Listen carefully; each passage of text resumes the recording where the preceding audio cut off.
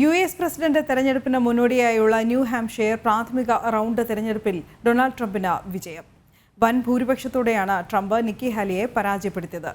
മെയിനിലും കൊളറാഡോയിലും ഉണ്ടായ തിരിച്ചടിക്ക് ശേഷം ട്രംപിന്റെ നേട്ടം ഏറെ നിർണായകമാണ്.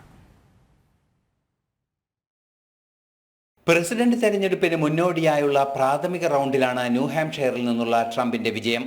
വൻ ഭൂരിപക്ഷത്തിനാണ് എതിർ സ്ഥാനാർത്ഥി നിക്കി ഹാലിയെ ട്രംപ് പരാജയപ്പെടുത്തിയത്.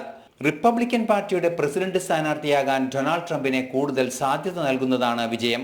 അതേസമയം പരാജയപ്പെട്ട നിക്കി ഹാലി പ്രസിഡന്റ് സ്ഥാനാർത്ഥിയാകാനുള്ള നീക്കം തുടരുമെന്നും വ്യക്തമാക്കി കഴിഞ്ഞു.